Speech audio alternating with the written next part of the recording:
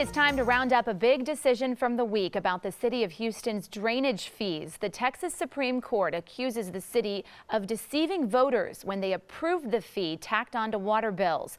The drainage fee is a part of the Rebuild Houston program. It imposes a monthly fee that goes towards street and drainage improvements. The three homeowners who filed suit say the voters thought it was a one-time tax. But the fee was actually a permanent tax. That's what they call it. The Texas Supreme Court ruled the city of Houston did not clarify the bill. Berenice Parker says the city is now reviewing its options, which includes filing a motion for rehearing. The drainage fee ruling is our topic this half hour, and we want to hear from you on our Facebook page. You can also weigh in on Twitter. Be sure to use the hashtag Fox26forlife. Joining us live in the newsroom is our panel led by our senior legal analyst Chris Tritico, our public policy analyst Jackie Bally, and in from Mustafa, former chair of the Harris County Democratic Party, Jerry Bernberg. Hey guys. Hey. All right, so could the Houstonians see their money refunded? You know, we were just talking about that. I can't tell from the ruling that they necessarily ordered a refund of the money that's already been spent. And going forward is really what we ought to be worrying about, not looking back. But let's look at this. Government has deceived voters with ballot language since we started having elections. When they instituted the lottery, everyone thought the money was going to fund education, and in the first round it didn't. Voters have voted for years for toll roads, thinking that once we pay for the toll road with the toll's going to go away. The government always words the ballot language to favor the ruling that they want to have by the people. Finally, somebody looked at it and said, you can't deceive people anymore. That's, in my view, one of the positive things that may come out of this. The drainage fee at the end, the drainage fee, Jackie Ballard, at the end of the day was probably really a good thing for the city of Houston. Why not just tell the people up front, here's what we're doing? I don't think anyone's opposed to paying a fee if you're actually going to use that fee for the purpose. In other words, if the drainage fee is supposed to help our infrastructure, improve our infrastructure, I think a majority of us would be very supportive of it.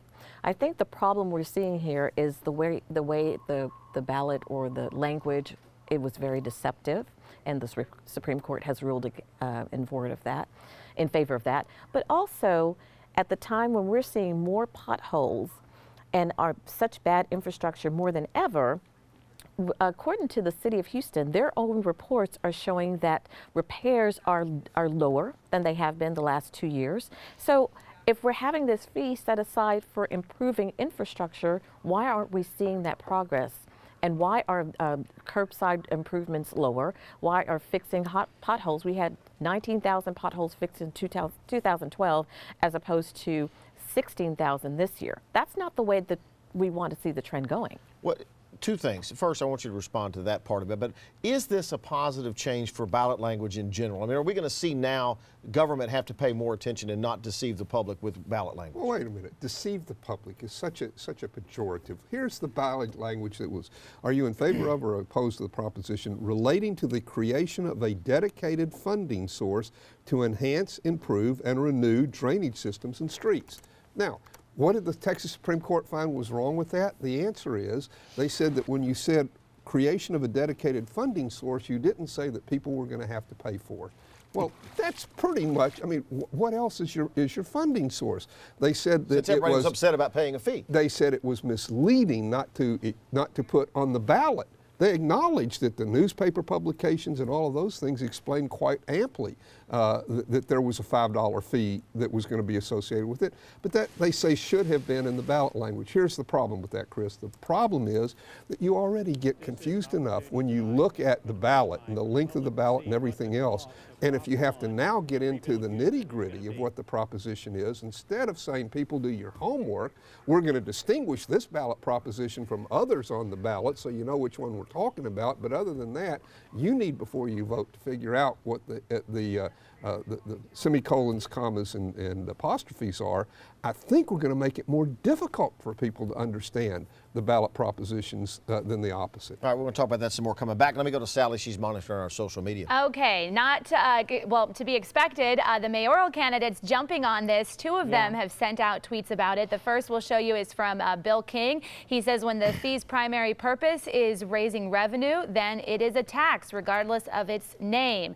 And then Ben Hall there says, hashtag refund Houston. He wants a refund for Houstonians. Those are the two that have weighed in of our huge pool of mayoral candidates. And I don't know where the refund argument's going to go, and I don't know that the Supreme Court ordered a refund at this point. And I think you'd have to take it back to the trial court to have a decision about that. It's not even there. The Texas Constitution is very complicated about refunds of tax money which have already been paid unless they were paid under protest. The strong likelihood is there's not a refund. The question is about going forward. Right. Yeah, I don't think a refund is actually a rational approach. I don't think that's something that the city is going to even entertain. I do think, however, the legality of this actual ordinance, because now that the Supreme Court has said that the wording was deceptive, got to start over. So now they have to go back to the city council. City council, let's see if they even have the numbers to approve it this time around. So I think the whole question of how we're going to actually implement this fee moving forward is really the question. We got about 40 seconds left. Talk about, it's only $5. What's the big deal? The big deal is that $5 a month is meaningful to a lot of folks who can't afford an additional $5 a month. And it's $5 a month whether you're someone who is stuck in poverty or whether you're a millionaire or a billionaire. It's the same fee basically for any residential property. So there was some opposition for it at the time it was passed because folks who did, it was a burden, a financial burden for people to come up with $5 a month extra. And as you saw with Bill King in his tweet, there were some people who felt that it was extra taxation because it's an assessment fee. It was worded as an assessment fee, but it's actually another tax that we're paying for a service that we're actually, again, based on the statistics, the city is providing. Well, it is. We're not seeing the numbers that we should, and not in the trend that we should be seeing it. It's clearly a tax. You can call it whatever you want. It's clearly a tax. But if you want services like fixing of roads and things like that, we have to pay for that. So we can't say to government, fix this, but don't raise any revenue to fix it. That's the issue. Sally, we're going to see where the court goes with it. Go back to the trial court now. We'll see what happens. It's going to be a long time before we have really a final answer.